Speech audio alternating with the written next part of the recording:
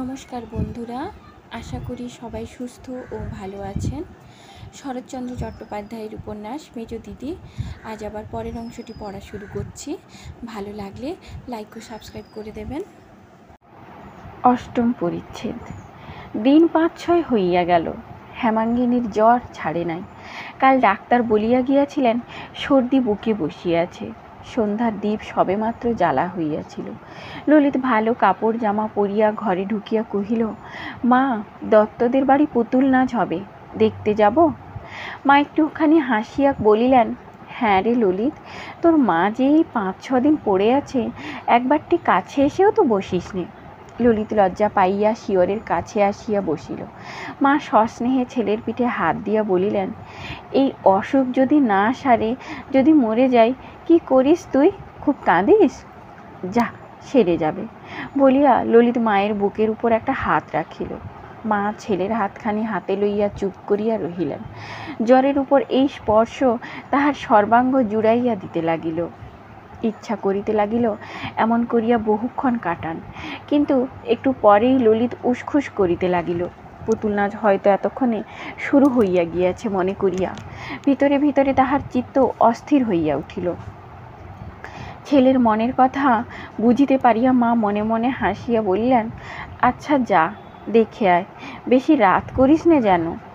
না মা, এক্ষুনি ফিরে আসব বলিয়া ললিত ঘরের বাহির হইয়া গেল। কিন্তু মিনিট ২ পরে ফিরিয়া আসিয়া বলিল, মা, একটা কথা বলবো? মা হাসি মুখে বলিলেন, একটা টাকা চাই তো, ওই কলুঙ্গিতে আছে, নিয়ে গে, দেখিস বেশি নিস নে যেন। না মা, টাকা চাইনি, বলি তুমি শুনবে? মা বিস্ময় প্রকাশ করিয়া বলিলেন, টাকা চাইনি? তবে কি কথা রে? ললিত আর একটু কাছে আসিয়া চুপি চুপি বলিল, কেষ্ট মামাকে একবার আসতে দেবে? ঘরে ঢুকবে না, ওই দোরগোড়া থেকে একটিবার তোমাকে দেখেই চলে যাবে। কালকেও বাইরে এসে দাঁড়িয়েছিল, আজকেও এসে বসে আছে। হেমাঙ্গিনী ব্যস্ত হইয়া উঠিলেন, বলিলেন, যা যা ললিত, এক্ষুনি ডেকে নিয়ে আয়। আহা, বসে আছে, তোরা কেউ আমাকে জানাসনি রে? ভয়ে আসতে চায় না যে, বলিয়া ললিত চলিয়া গেল। মিনিট খানেক পরে কেষ্ট ঘরে ঢুকিয়া মাটির দিকে ঘাড় বাঁকাইয়া দেওয়ালে ঠেস দিয়া দাঁড়াইল। হেমাঙ্গিনী ডাকিলেন, এসো দাদা, এসো। কেষ্ট তেমনিভাবে স্থির হইয়া রহিল। তিনি নিজে তখন উঠিয়া আসিয়া কেষ্টর হাত ধরিয়া বিছানায় লইয়া গেলেন। পিঠে হাত বুলাইয়া দিয়া বলিলেন, হ্যাঁ রে কেষ্ট, বকেছিলুম বলে তোর মেজ দিদিকে ভুলে গেছিস বুঝি? সহসা কেষ্ট ফুপাইয়া কাঁদিয়া উঠিল। হেমাঙ্গিনী কিছু আশ্চর্য হইলেন, কারণ কখনো কেহ তাহাকে কাঁদিতে দেখে নাই। অনেক দুঃখ কষ্ট যাতনা দিলেও সে ঘাড় হেঁট করিয়া নিঃশব্দে থাকে, লোকজনের সম্মুখে জল ফেলে না। তাহার এই স্বভাবটি হেমাঙ্গিনী জানিতেন বলিয়াই বড় আশ্চর্য হইয়া বলিলেন, ছি, কান্না কিসের? বেটা ছেলেকে চোখের জল ফেলতে আছে কি? প্রত্যুত্তরে কেষ্ট কোঁচার খুন মুখে গুঁজিয়া প্রাণপণ চেষ্টায় কান্না রোধ করিতে করিতে বলিল, ডাক্তার বলে যে বুকে সর্দি বসেছে। হেমাঙ্গিনী হাসিলেন, এই জন্যে? ছি ছি, কি ছেলে মানুষ তুই রে? বলিতে বলিতে তাহার নিজের চোখ দিয়া টপ টপ করিয়া ২ ফোঁটা জল গড়াইয়া পড়িল। বাঁ হাত দিয়া মুছিয়া ফেলিয়া তাহার মাথায় একটা হাত দিয়া কৌতুক করিয়া বলিলেন, সর্দি বসেছে? বসলেই বারে, যদি মরি তুই আর ললিত কাঁধে করে গঙ্গায় দিয়ে আসবি, কেমন? পারবি নে?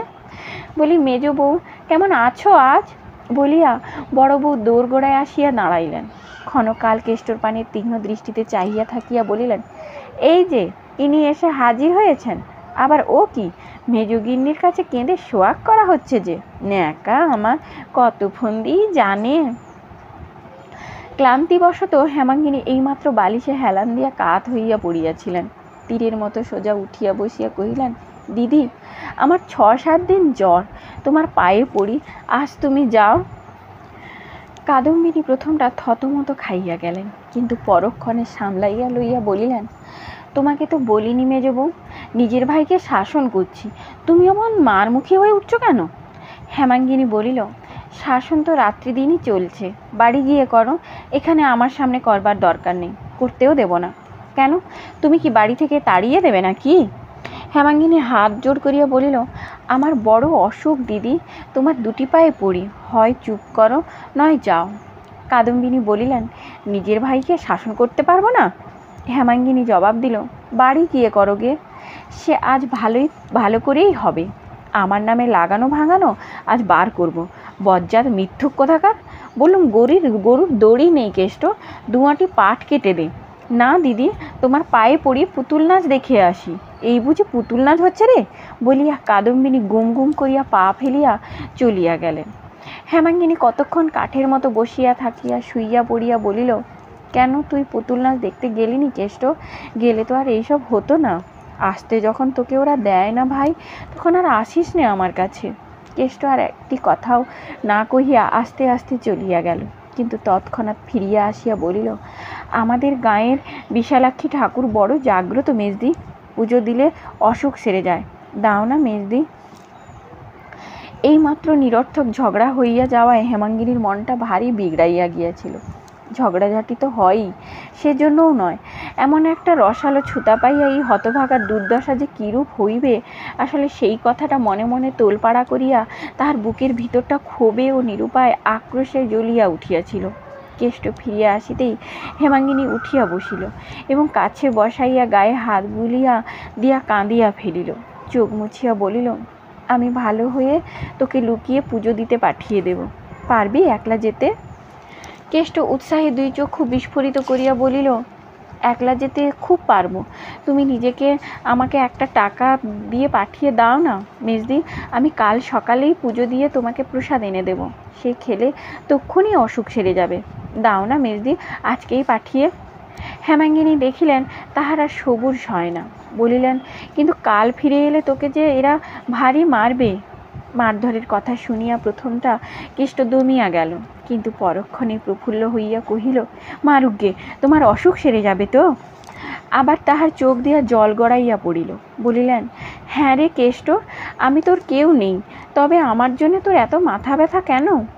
এই প্রশ্নের উত্তর কেষ্ট কোথায় পাইবে? সে কি করিয়া বুঝাইবে তাহার পীড়িত আর্ত হৃদয় দিবারাত্র কাঁদিয়া কাঁদিয়া তাহার মাকে খুঁজিয়া ফিরিতেছে? একটুখানি মুখপানে চাহিয়া থাকিয়া বলিল, তোমার অসুখ যে সারছে না মেজদি, বুকে সর্দি বসেছে যে। হেমাঙ্গিনী এবার একটুখানি হাসিয়া বলিলেন, আমার সর্দি বসেছে তাতে তোর কি? তোর এত ভাবনা হয় কেন? কেষ্ট আশ্চর্য হইয়া বলিল, ভাবনা হবে না মেজদি, বুকে সর্দি বর্ষা যে বড় খারাপ। অসুখ যদি বেড়ে যায় তাহলে তোকে ডেকে পাঠাবো, কিন্তু না ডেকে পাঠালে আর আসিস নে ভাই। কেন মেজদি? হেমাঙ্গিনী দৃঢ়ভাবে মাথা নাড়িয়া বলিলেন, না, তোকে আর আমি এখানে আসতে দেব না, না ডেকে পাঠালেই যদি আসিস তাহলে ভারী রাগ করব। কেষ্ট মুখপানে চাহিয়া সভয়ে জিজ্ঞাসা করিল, তাহলে বলো কাল সকালে কখন ডেকে পাঠাবে? কাল সকালেই আবার তোর আসা চাই? কেষ্ট অপ্রতিভ হইয়া বলিল, আচ্ছা, সকালে না হয় দুপুরবেলায় আসব না মেজদি? তাহার চোখে মুখে এমনই একটা ব্যাকুল অনুনয় ফুটিয়া উঠিল যে হেমাঙ্গিনী মনে মনে ব্যথা পাইলেন, কিন্তু আর তো তাহার কঠিন না হইলে নয়। সবাই মিলিয়া এই নিরীহ একান্ত অসহায় বালকের উপর যে নির্যাতন শুরু করিয়াছে, কোনো কারণেই আর তো তাহা বাড়াইয়া দেওয়া চলে না। সে হয়তো সহিতে পারে, মেজদির কাছে আসা যাওয়া করিবার দণ্ড যত গুরুতর হোক সে হয়তো সহ্য করিতে পিছাইবে না, কিন্তু তাই বলিয়া তিনি নিজে কি করিয়া সহিবেন? হেমাঙ্গিনীর চোখ ফাটিয়া জল আসিতে লাগিল, তথাপি তিনি মুখ ফিরাইয়া রুক্ষস্বরে বলিলেন, বিরক্ত করিস নে কেষ্ট, যা এখান থেকে, ডেকে পাঠালে আসিস, নইলে যখন তখন এসে আমাকে বিরক্ত করিস নে। না, বিরক্ত করিনি তো, বলিয়া ভীত লজ্জিত মুখখানি হেঁট করিয়া তাড়াতাড়ি কেষ্ট উঠিয়া গেল। এইবার হেমাঙ্গিনীর দুই চোখ বাহিয়া প্রশ্রবণের মতো জল ঝরিয়া পড়িতে লাগিল। তিনি সুস্পষ্ট দেখিতে লাগিলেন এই নিরুপায় অনাথ ছেলেটা মা হারাইয়া তাকেই মা বলিয়া আশ্রয় করিতেছে, তাহারই আঁচলের অল্প একটুখানি মাথায় টানিয়া লইবার জন্য কাঙালের মতো কি করিয়াই না বেড়াইতেছে। হেমাঙ্গিনী চোখ মুছিয়া মনে মনে বলিলেন, কেষ্ট, মুখখানি অমন করে গেলি ভাই, কিন্তু তোর এই মেজদি যে তোর চেয়েও নিরুপায়, তোকে জোর করে বুকে টেনে আনবে সে ক্ষমতা যে তার নেই ভাই। উমা আসিয়া কহিল, মা, কাল কেষ্ট মামা তাগাদায় না গিয়ে তোমার কাছে এসে বসেছিল বলে জ্যাঠামশাই এমন মার মারলেন যে নাক দিয়ে। হেমাঙ্গিনী ধমকিয়া উঠিলেন, আচ্ছা, হয়েছে হয়েছে, যা তুই এখান থেকে। অকস্মাৎ ধমকানি খাইয়া উমা চমকাইয়া উঠিল। আর কোনো কথা না কইয়া ধীরে ধীরে চলিয়া যাইতেছিল। মা ডাকিয়া বলিলেন, শোন রে, নাক দিয়ে কি খুব রক্ত পড়েছিল? উমা ফিরিয়া দাঁড়াইয়া কহিল, না খুব নয়, একটুখানি। আচ্ছা তুই যা। উমা কবাটের কাছে আসিয়াই বলিয়া উঠিল, মা এই যে কেষ্ট মামা দাঁড়িয়ে রয়েছে। কেষ্ট শুনিতে পাইল। বোধ করি ইহাকে অভ্যর্থনা মনে করিয়া মুখ বাড়াইয়া সলজ্জ হাসিয়া কহিল, কেমন আছো মেজদি? ক্ষোভে দুঃখে অভিমানে হেমাঙ্গিনী ক্ষিপ্তবৎ চিৎকার করিয়া উঠিলেন, কেন এসেছিস এখানে? যা যা বলছি, শিগগির দূর হ বলছি। কেষ্ট মুড়ের মতো ফ্যালফ্যাল করিয়া চাহিয়া রহিল। হেমাঙ্গিনী অধিকতর তীক্ষ্ণ তীব্র কণ্ঠে বলিলেন, তবু দাঁড়িয়ে রইলি হতভাগা, গেলি নে? কেষ্ট মুখ নামাইয়া শুধু যাচ্ছি বলিয়াই চলিয়া গেল।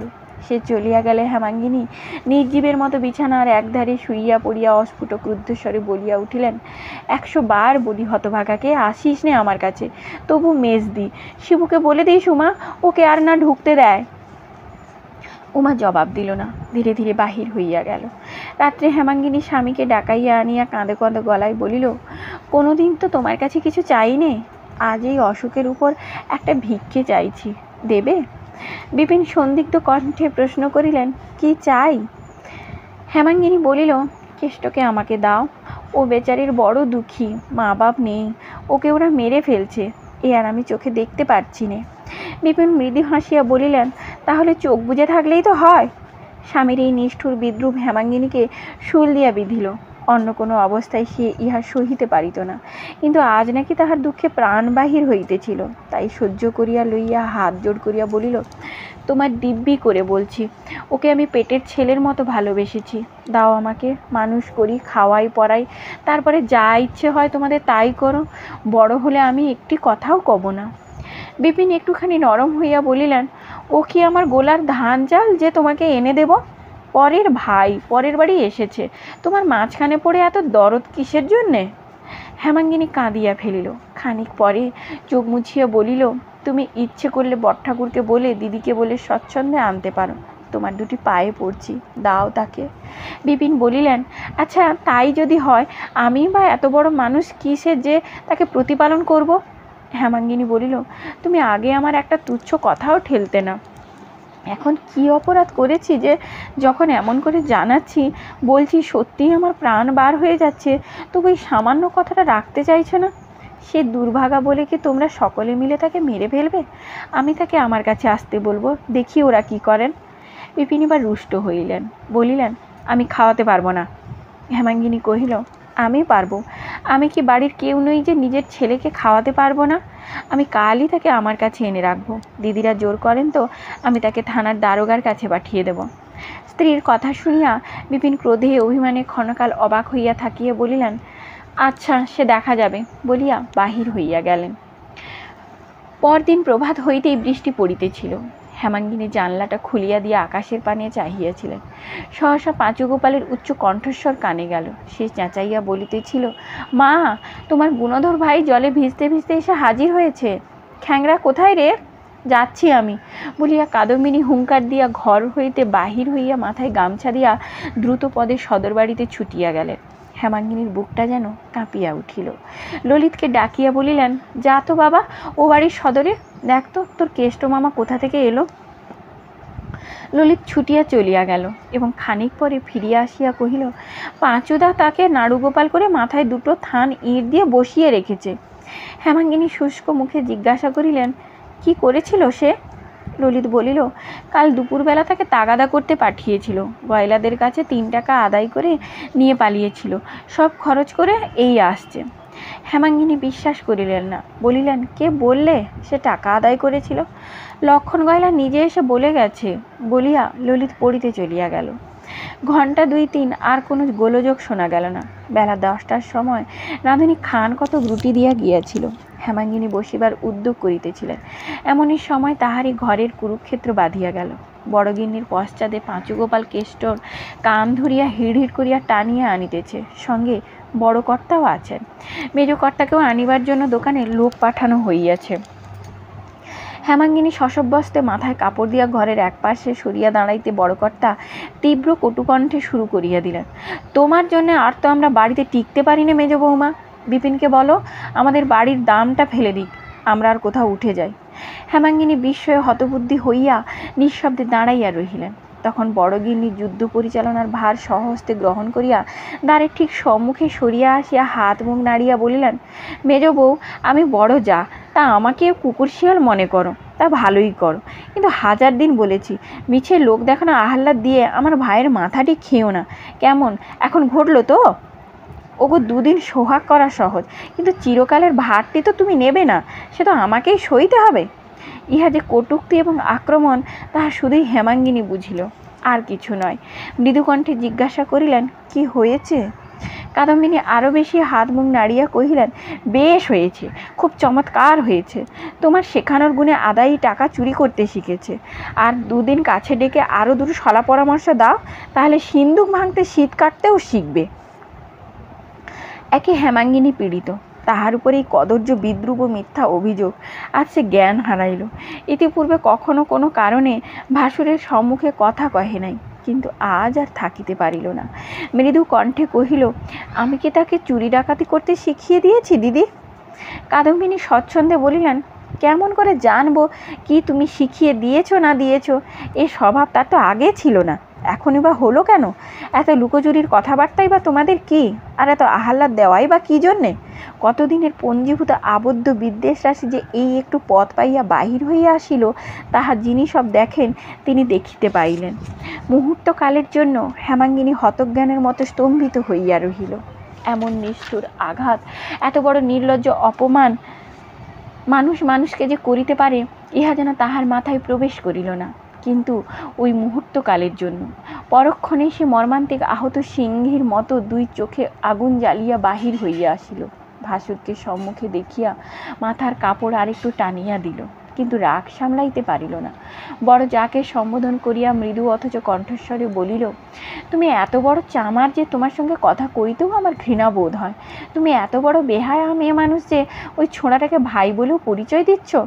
মানুষ জানোয়ার পুষলে তাকেও পেট ভরে খেতে দেয়, কিন্তু ওই হতভাগাটাকে দিয়ে তুমি যত রকমের ছোট কাজ করিয়ে নিয়েও তোমরা আজ পর্যন্ত একদিন পেট ভরে খেতে দাও না। আমি না থাকলে এতদিনে ও না খেতে পেয়ে মরেই যেত। ও পেটের জ্বালায় শুধু ছুটে আসে আমার কাছে, সোহাগ আহ্লাদ করতে আসে না।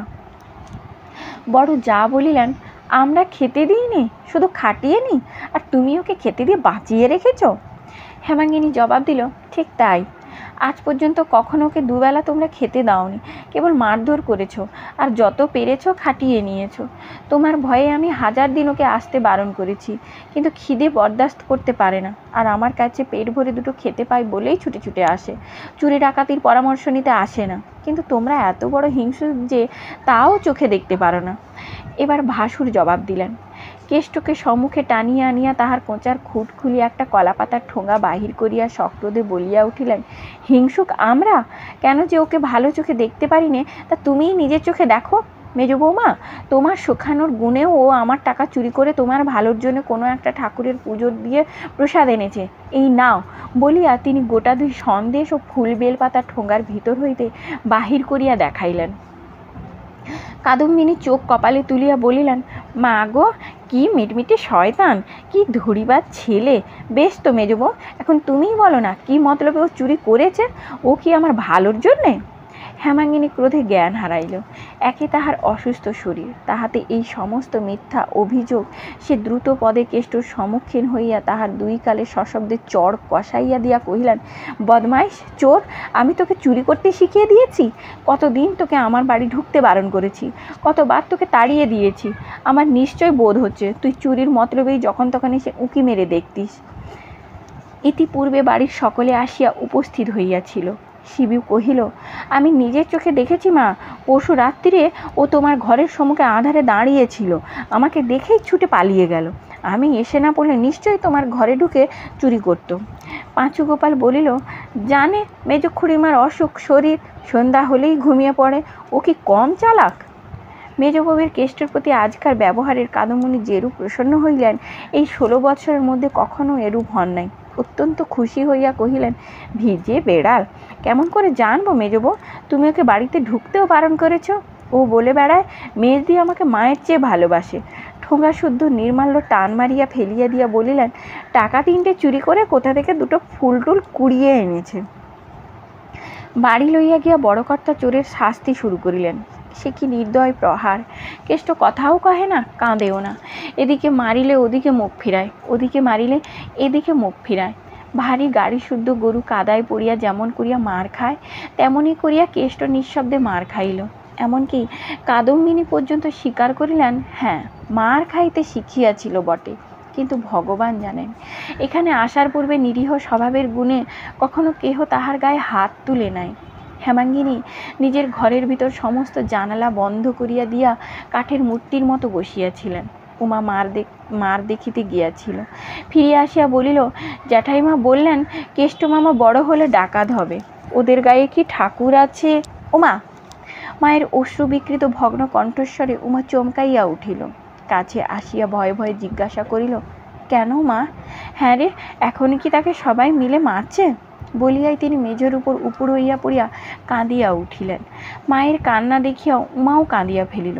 তারপর কাছে বসিয়া নিজের আঁচল দিয়া জননীর চোখ মুছাইয়া দিতে দিতে বলিল, পেশন্যর মা কেষ্ট মামাকে বাইরে টেনে নিয়ে গেছে।